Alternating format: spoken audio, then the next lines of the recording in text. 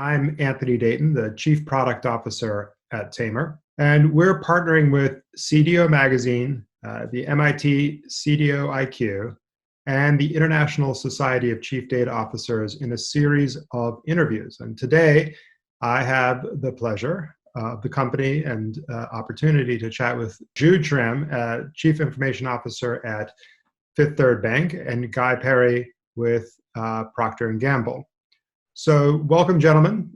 It's a pleasure to spend time with you virtually. Maybe we could just start and help everyone who's listening just with a little bit of context. Maybe give us a quick introduction to yourself. I think most people are familiar with P&G and with Fifth Third Bank, but maybe broadly what your areas of responsibility are in your respective organizations. Jude, maybe we start with you, just since you're on my left. Yeah, sure. Thanks, Anthony. Appreciate the time. So again, my name is Jude Schramm. I run technology and operations for Fifth Third Bank. We're the ninth largest U.S. bank. My responsibilities primarily include all of technology, so data, infrastructure, application, line of business, CIO structures, all of tech in that space, as well as digital. And then I have banking operations, so call centers, I have middle office, back office, all of the things that really run the bank. I like to think of myself as really the supply chain of the bank, if you will. And so for me, that's really the scope. I've been with the bank since March of 2018, so a little over 2 years. Prior to that, spent time in the industrial sector of the U.S. economy for almost 20 years. So that's a little bit about myself. Awesome. And Guy? Hi, Guy Perry. Great to be with you guys. I have been with Procter & Gamble 24 years. As of 2015, was appointed the Chief Data and Analytics Officer at P&G. Primary responsibility is to serve consumers and customers through data, analytics, and technology, and really accountable for the data science group, the data management team, the underlying platform that serves our data and analytic capabilities, and then the embedded transformation teams that are activating capabilities to drive growth and value. Prior to this data and analytics role, I've essentially been in analytic roles for the balance of the 24 years, serving across various categories and countries. I spent 4 years in the Middle East and learned a lot about developing markets and how to leverage data and analytics to drive business growth. Excellent. So it feels like for both of you, you've worked in organizations where data really is at the core of how you deliver value. And certainly your role within that organization is to sort of serve data to the business for making better decisions. Maybe if we could just, because you have such experience with it, maybe share a little bit about how you've seen the role of data inside your respective organization shift and change. Especially you, Guy, with 24 years of experience at P&G, I'm sure, the way P&G thinks about data has changed significantly over that period of time. And then Jude, as the banking sector, the data is really at the heart of that, and really being thoughtful about how to take advantage of that asset. But maybe, Guy, start with you. How's the role of data changed at P&G with time? So the role of data has changed fairly significantly over the years, but what hasn't changed is our strategy of serving and winning with consumers and customers. So that is pervasive across at least my career at P&G, and probably will continue to be the same. And what we're focusing on at P&G as part of our business strategy is what we're calling constructive disruption. We believe that other than the purpose, values, and principles, pretty much everything else around us is changing in this world that we live in.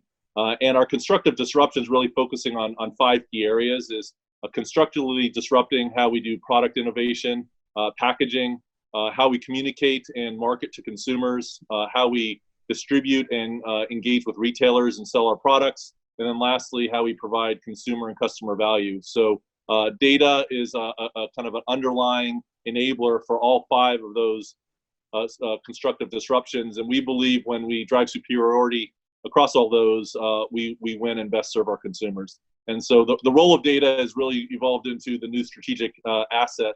And really, we talk a lot about data as a strategic asset. And just like the raw materials that go into our products or the brands and manufacturing lines that we have in our businesses, data is becoming increasingly more of a asset that needs to be managed, governed, and treated accordingly.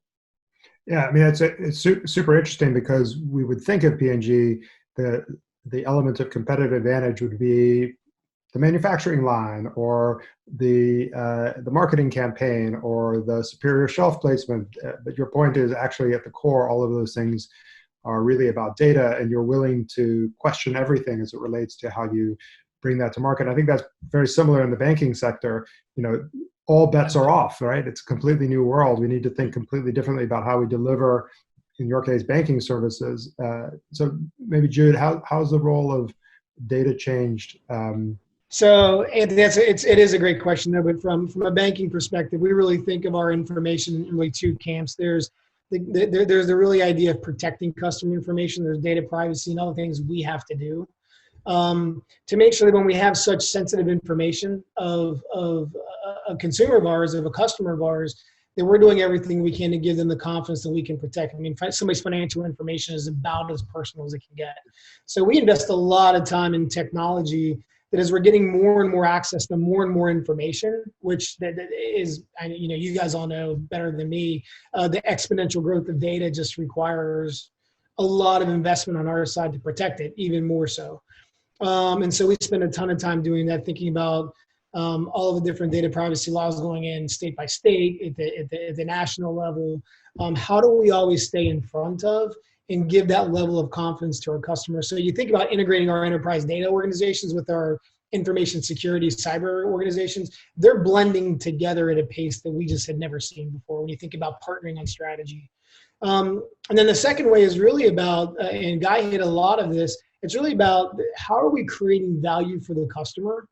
Because with the information that we have, we're now able to provide much more tailored personal banking products and solutions to our customers that we just couldn't do it in the past. And in the early days of banking with data, you know, I'd say just even 3 years ago, if you had a product, if you were a Trio checking account customer of ours, you got the same marketing and the same offers across, you know, millions of households. And now with the information that we have, you know, we know that Anthony is potentially looking at a certain mortgage or looking at another product of ours. We can get very specific to reach out to you and try to help you and give you an advantage of that you never would have had before as a customer.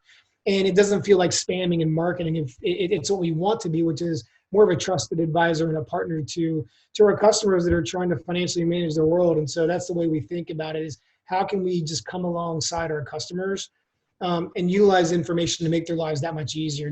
We don't want them to like wonder or think about how to use their money. Right. We want them to have it where they want it, when they want it, so it's available and accessible.